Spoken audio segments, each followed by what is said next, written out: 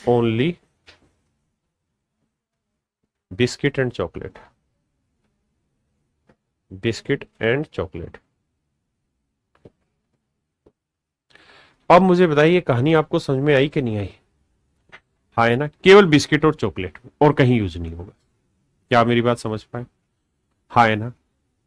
तो ये मेरे बच्चे इनके शब्दों के अर्थ हैं। अब आप चाहें तो मैं इस पे एक फार्मूला लिखवा देता हूं, मतलब आप समझ ही गए। देखिए अगर मैं ये लिख रहा हूं ना, बिस्किट इंटरसेक्शन चॉकलेट, तो इसका मतलब बिस्किट और चॉकलेट कॉमन मिला के कितने बच्चे खाने वाले हैं वो है। तो बिस्किट, इस शब्द को समझना, अगर मैं सिंपल ये कहूं कि बिस्किट और चॉकलेट का इंटरसेक्शन बताओ क्या होगा नंबर ऑफ स्टूडेंट, तो भैया बिस्किट है यहां, चॉकलेट है यहां, तो बाबू ध्यान ये दे देना, गड़बड़ झाले में मत फंस जाना। बिस्किट और चॉकलेट खाने वाले ही हैं ये सारे बच्चे, वो है जो बिस्किट भी खा रहे हैं और चॉकलेट भी खा रहे हैं, है ना। क्योंकि ये एक वाला भी ऐसा है जो बिस्किट भी खा रहा है चॉकलेट भी खा रहा है, तो इसका आंसर हो जाएगा 1 + 4। लेकिन अगर मैं कहूं कि ओनली बिस्किट और चॉकलेट, तो उसमें केवल 4 आएगा। ओनली में और टोटल में फर्क होता है, उस बात को समझना। अब मैं इसका एक शॉर्टकट लिखवा दे रहा हूं मेरे बच्चों, शॉर्टकट पे फोकस करिए। 3 चीजें होंगी, मान लो ए बी और सी, 3 चीजें। तो आपसे ऐसे में पूछेगा n A union B union C, पहले सी बताओ, तो n A n B n C minus n A union B, A intersection B, ये ओनली नहीं है, ओनली अलग होता है, n B intersection C, n C intersection B. मैं अगर कहूं तुम साहसी देखा नहीं, और माइनस में रहता है मेरे बच्चे, यहाँ लिख देता हूं माइनस में n A intersection B intersection C, ना प्लस में रहता है। ये मेरे बच्चे का सूत्र था, मैं आपको दोनों ही तरीके से समझाता हूं, पहले आप सॉल्व करो। देखिए मेरे बच्चों, अगर मैं इस सवाल को वेन डायग्राम से समझाने लगूं तो ऐसे करेगा भाई, 3 चीजें हैं, मैथ, इंग्लिश और हिंदी, ये 3 चीजें, मैथ, हिंदी और इंग्लिश। अब ध्यान से देखिए, 40% बच्चे मैथ में पास होते हैं, सॉरी फेल होते हैं मैथ में, 50% बच्चे इंग्लिश में फेल होते हैं, 30% बच्चे हिंदी में फेल होते हैं। आप इसके डाटा को फिट करते हैं। देखिए 30% क्या 25% छात्र गणित और अंग्रेजी दोनों फेल हुए, मैथ और इंग्लिश 25% बच्चे फेल होते हैं, 15% छात्र इंग्लिश और हिंदी में, 15% छात्र इंग्लिश और हिंदी में फेल हुए, 22% छात्र हिंदी और गणित में, 22% छात्र मेरे बच्चों हिंदी और गणित में फेल हुए। यदि 13% छात्र ऐसे हैं, 13% छात्र ऐसे मेरे बच्चों, तो तीनों सब्जेक्ट फेल है, तो तीनों विषयों में पास होने वाले टोटल बच्चे चाहिए। तो आप ये बताइए यार 22% बच्चे वहां से कहां से आते हैं, 22 में से 13 कितना होता है, 9%। ये टोटल 15 में से 13 कितना 2%। ये टोटल खाना जो है 25 बच्चे में 13 कितना आएगा 12। अब मैं कहूं कि केवल मैथ में कितने फेल है, तो भाई पूरा है 40, 40 में से 9%, 13%, 12%, 12 25 25 24 40 में 6% केवल। ये पूरा है 50, 12 13 25 27, तो केवल इंग्लिश में कितने में 30%। ये पूरा है 30, तो 13 और 2 15 15 24 24 6%। अब मेरे भाई केवल मैथ कितने बच्चे पास है 6, केवल इंग्लिश कितने पास है 23 और केवल हिंदी पास है 6। ये तो वो बच्चे केवल एक सब्जेक्ट में पास है। अब मेरे बच्चे उन बच्चों की संख्या जो 2 सब्जेक्ट में पास होंगे, 9% 2% 12%, 9% 12% 2%। अब मेरे बच्चे उन बच्चों की संख्या जो 3 सब्जेक्ट में पास है, तो है केवल 13%। अब इन्हें जोड़ेंगे तो मेरे बच्चे 3 9 9 15 15 9 24 24 22 23 23 24 3 5 6 7, तो 71% बच्चे मेरे बच्चे ऐसे हैं जो कुल मिला के फेल है, कुल मिला के फेल है। टोटल बच्चों की संख्या निकाल दी मेरे बच्चे रोहित मदान मोहम्मद सैफाली, तो मेरे बच्चे कुल मिला के 71% बच्चे कुल मिला के फेल है। इसी तरीके से बाकी बच्चे कौन से मेरे पास है, तो 100% में से मेरे बच्चे 71% हटा दोगे तो आया 20 है ना 29%, 29% बच्चे वो होंगे तो तीनों विषयों में पास है। एक तो तरीका है, ठीक है बात सुनो। दूसरा तरीका मेरे बच्चे फार्मूला, अब बात करते हैं फार्मूला से, फार्मूले से सॉल्व कैसे सोल्व किया जाए।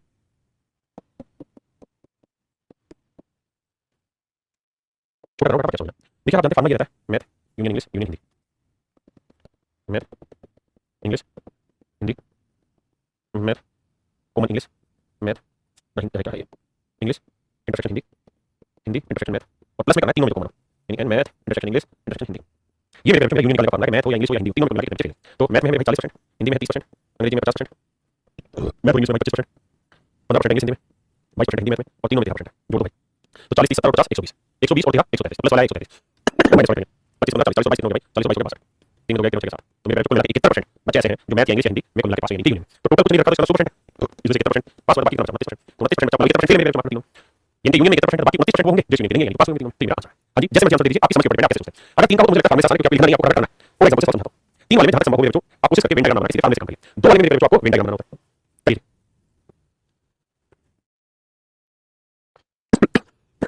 आइए भाई, देखिए आप 20% बच्चे मैथ में फेल हुए, लिखो भाई, 15% इंग्लिश में फेल हुए, 25% बच्चे हिंदी में फेल हुए, 13 5% मैथ और इंग्लिश में, 10% छात्र इंग्लिश और हिंदी में, 15% छात्र गणित और हिंदी में,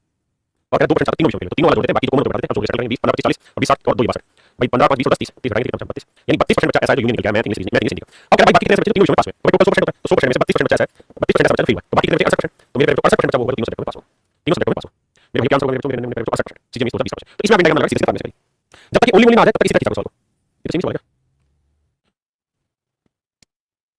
हां ये तो सेम सवाल है भाई, ये तो सेम है, सेम सवाल है। यहां देखिए, थोड़ा समझ आएगी, सवाल नहीं आपको मेरे तो ध्यान से सवाल पढ़े, हम इसे पढ़ने से चिंता वाली बात नहीं है, लेकिन फार्मूला लिखने की जरूरत नहीं। अभी 3 सवाल इतने बड़े बताएगा, देखिए ध्यान से पढ़ तो लिया आपने, मैं हाईलाइट कर देता हूँ। कहता है इन्हें एग्जाम में फार्मूला बताओ, बाकी बात मैथ फिजिक्स और केमिस्ट्री, तो मेरे math physics chemistry and math and physics and chemistry and math intersection physics physics intersection chemistry chemistry intersection math plus and math intersection physics intersection chemistry. आइए मेरे बच्चों, कहता है किसी परीक्षा में 53% बच्चे ऐसे हैं जो गणित में फेल होते हैं, नहीं पास क्या है, इन एग्जामिनेशन 50% स्टूडेंट पास में पास होते हैं, मैथ में 53% बच्चे पास होते हैं, फिजिक्स में 61% बच्चे पास होते हैं, 60% बच्चे केमिस्ट्री में पास होते हैं, 40% ऐसे जो मैथमेटिक्स फिजिक्स में, 24% 35% ऐसे फिजिक्स और केमिस्ट्री में, 35% ऐसे फिजिक्स और केमिस्ट्री में, और 27% ऐसे मैथ और केमिस्ट्री में, 27% ऐसे मैथ और केमिस्ट्री में, और मेरे बच्चों 5% बच्चे ऐसे हैं एंड 5% 5% किसी भी विषय में पास नहीं होते, ये मैथ में पास होने वाले फिजिक्स में केमिस्ट्री में मैथ फिजिक्स में केमिस्ट्री में केमिस्ट्री मैथ में, और मेरे बच्चे 5% बच्चे ऐसे किसी में पास नहीं होते, मतलब फेल होते हैं, मैं देखो टोटल 100% बच्चे क्या इसमें 5% ऐसे किसी में पास नहीं होते, मतलब 5% फेल वाले तो पास वाले कितने बच्चे 95%, यानी टोटल यूनियन है इस बार 95% की यूनियन है 95%। तो सवाल मैं आपसे पूछ रहा है, तो ये बताओ पहले ये बताओ तीनों सब्जेक्ट में मिला के कितने फेल हुए, तीनों में कितने पास होंगे, तीनों सब्जेक्ट में मिला के कितने पास नहीं होते, मैं सोल्व करते हैं ये पूछा तो टोटल तीनों में पास कितने में, तो आपको देखो 95 में होते हैं, मैं प्लस सॉल्व करते हैं 3 में 4 6 12 5 17 117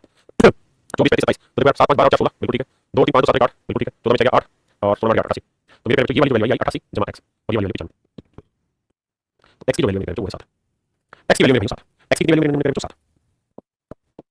x की वैल्यू 7। अब जरा कहानी को समझिए प्यार से, देखिए अभी हमें स्पीड नहीं पढ़नी, अभी हमें समझने में फोकस करना है किसी चीज पे, भैया मैथ है फिजिक्स है केमिस्ट्री, मैथ में करके 53 फिजिक्स में करके 61 केमिस्ट्री में करके 60, 24 बच्चे मैथ और फिजिक्स में, 35 भैया फिजिक्स और केमिस्ट्री में, और 27 बच्चे केमिस्ट्री में, और हमने x की वैल्यू निकाल दी, तीनों में जो कॉमन है वो है 7 बच्चे। अब जो पूछा निकालते सवाल करते हैं, तो सवाल में हमसे पूछा भैया ये बताओ the ratio of percentage of pass in mathematics, यानी उन बच्चों का परसेंटेज रेशियो जो मैथमेटिक्स में पास हुए, तो मेरे जो मैथ में पास होने वाले कितने बच्चे 53, मैथ में पास होने वाले बच्चे 53, मैथ में पास होने वाले 53 बच्चे एंड केमिस्ट्री, अच्छा सॉरी सवाल में कह रहा है the ratio of percentage of pass in mathematics and chemistry but not in physics,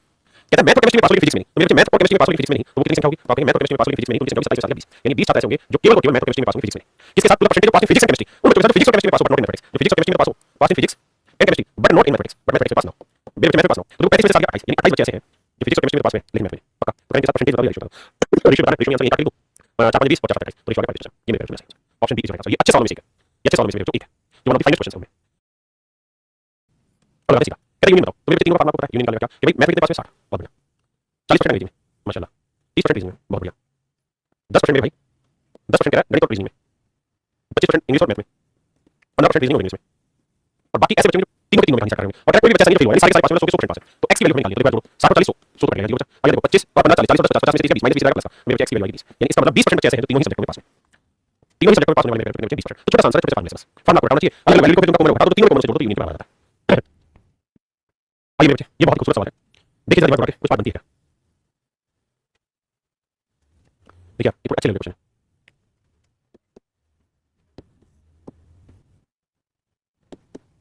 यानी टोटल मिला के 51 बच्चे 35 बच्चे मैथ में पास है, मैथ में 35 बच्चे पास है, टोटल बच्चे क्या है, 34 बच्चे अंग्रेजी में पास है, 19 बच्चे जीएस में पास है, 11 बच्चे ऐसे हैं जो गणित और अंग्रेजी में पास हुए लेकिन सामान्य ज्ञान में, मैथ और इंग्लिश में पास हैं 11 बच्चे लेकिन सामान्य ज्ञान में, यानी 5 बच्चे ऐसे जो गणित और जीएस में पास हुए लेकिन इंग्लिश में नहीं, 5 बच्चे ऐसे जो गणित और जीएस में पास हुए लेकिन इंग्लिश में नहीं, और 12 छात्र ऐसे हैं जो तीनों में पास हुए, 12 छात्र ऐसे हैं जो तीनों में पास हुए, यहाँ की बात ठीक है। अब ध्यान देना, जब इतनी बात समझ हो जाएगा, भाई केवल मैथ में कितने पास हुए, 11 12 5 काटो, 11 12 23, 11 12 23, 23 5 28, 35 में 27 में 7, ठीक है जी। अब सवाल में क्या है उस बात पे हाईलाइट कर लेते हैं, सवाल में उसने कहा every one student who passed in GK, हर एक वो बच्चा जीके में पास हुआ है, also passed in at least one of the following two subject math and English, इस सब को ध्यान से पढ़िए, कहा गया यदि प्रत्येक छात्र, भाई ध्यान हाईलाइट करो, उसी लाइन पढ़ना, यदि प्रत्येक छात्र जो सामान्य ज्ञान में पास होता है कम से कम एक विषय गणित या अंग्रेजी में पास होता है, इन लाइनों को पढ़िए फिर आगे मतलब देखिए, अब इस बात का मतलब समझने की कोशिश करूंगा, हिंदी में पढ़ने के साथ एवरी वन स्टूडेंट यानी हर एक स्टूडेंट को पास इन जीके, जो जीके में पास कर रहा है वो किसी न किसी और सब्जेक्ट में कम से कम पास होगा, at least one of the following two subject math and English, यानी जीके में पास होने वाला हर बच्चा कम से कम किसी एक सब्जेक्ट में और पास हुआ होगा, कम से कम यानी मैथ और इंग्लिश में पास हुआ ही होगा, देखो तीन सब्जेक्ट है, जीके में या जीएस में पास होने वाला हर बच्चा कम से कम एक सब्जेक्ट में और पास हुआ है, तो इसका मतलब ये हुआ केवल जीके में पास होने वाला कोई बच्चा नहीं, केवल जीके में पास होने वाला कोई बच्चा नहीं, क्यों, क्योंकि जीके में जो भी पास हुआ किसी दूसरे सब्जेक्ट में कम से कम हुआ है, दूसरे कम से कम एक सब्जेक्ट में पास हुआ है, इसका मतलब जीएस में कोई भी बच्चा नहीं जो अकेला जीएस में पास हो, तो भाई 19 है, ये 12 5 था, ये पूरा बोला 19 0 5 5 है, तो 19 से तो ये वाली वैल्यू, अब मेरे निकाल देंगे 11 12 23 25, तो ये वैल्यू है। अब आगे क्या बात करते हैं, how many student pass none of the following three subject, कितने ऐसे बच्चे जिन्होंने कोई भी सब्जेक्ट पास नहीं किया, तो टोटल बच्चे कहते हैं ध्यान से देखना 7 11 12 पास, ये 35 और 2 37 37 और 40, तो टोटल नंबर ऑफ स्टूडेंट 40, और कुल बच्चे थे कितने एग्जाम में थे, 51 में से 40 हटा दो, मेरे बच्चे कितने पास, यानी 5 बच्चे ऐसे थे जिसने कोई भी एग्जाम क्लियर नहीं किया, यानी 5 बच्चे ऐसे थे जो 40 सब्जेक्ट फेल। देखिए अच्छे लेवल क्वेश्चन है, और अच्छे लेवल क्वेश्चन उसमें आपको थोड़ा पढ़ना पड़ेगा, मेहनत करनी पड़ेगी, तब पढ़ेगा। हां जी देखिए मेरे बच्चों सॉल्व करते हैं, कक्षा में 39 स्टूडेंट मैथ में पास है, 50 स्टूडेंट इंग्लिश में, 39 स्टूडेंट रीजनिंग में पास है मेरे बच्चों, 21 student pass math English, 21 student pass English reasoning, 19 student pass reasoning math, ये 22 स्टूडेंट्स, ये 22 स्टूडेंट्स, ये 22 students pass in exactly two subject. सवाल में क्या है, 22 ऐसे बच्चे हैं जो एग्जैक्टली दो ही सब्जेक्ट में पास हैं, 22 ऐसे बच्चे हैं जो केवल दो ही सब्जेक्ट में पास हैं, तो जब केवल वर्ड होगा भाई, तो करना होता है, बस केवल वर्ड केवल सुनने के लिए सवाल के लिए प्रिंट का बनाना मजबूरी हो जाएगा भाई। ध्यान दीजिए भाई, 39 बच्चे गणित में पास हैं, मैथ में 39 बच्चे पास हैं, बहुत बढ़िया जी। 50 बच्चे इंग्लिश में पास हैं जी, माशाल्लाह। 39 बच्चे रीजनिंग में पास हैं, बहुत बढ़िया। 21 बच्चे मैथ और अंग्रेजी में पास हैं, मैथ और अंग्रेजी में पास हैं। 18 छात्र अंग्रेजी और रीजनिंग में पास हैं, 18 बच्चे माफ करना। 19 बच्चे रीजनिंग और मैथ में पास हैं,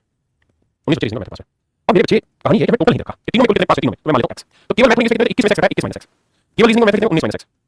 केवल रीजनिंग में इंग्लिश में 18 माइनस x। तो मेरे प्यारे बच्चों, इन तीनों का जब जोड़ दोगे 1 2 ना सोचो, इन तीनों का 1 2 और 3, ये वो बच्चे 19 माइनस x वो बच्चे केवल दो सब्जेक्ट में पास हैं, मैथ और रीजनिंग में। ये 18 माइनस x वो बच्चे केवल दो सब्जेक्ट में पास हैं, और ये 21 माइनस x वो बच्चे केवल दो सब्जेक्ट में पास हैं, और क्या दो सब्जेक्ट में पास होने वाले केवल 22 बच्चे। सोल्व करोगे भाई तो -3x, देखो 21 और 22 एक बचा, 19 और 18 37 37 36, तो x की वैल्यू आ गई बच्चे 12। अगर x की वैल्यू 12 आ गई तो मेरे पॉइंट ऑफ इंटरसेक्शन आ गया 12, मतलब तीनों में कॉमन है। अब क्या टोटल नंबर स्टूडेंट बताओ, ये पूछना। तो कुल कितने छात्र पास हैं, तो ये टोटल बच्चे, अब दो तरीके आप सीधे फार्मूले से सोल्व कर सकते हो, यही वैल्यू इंडिविजुअली निकाल सकते हो। देखिए कैसे कैसे करा जाए।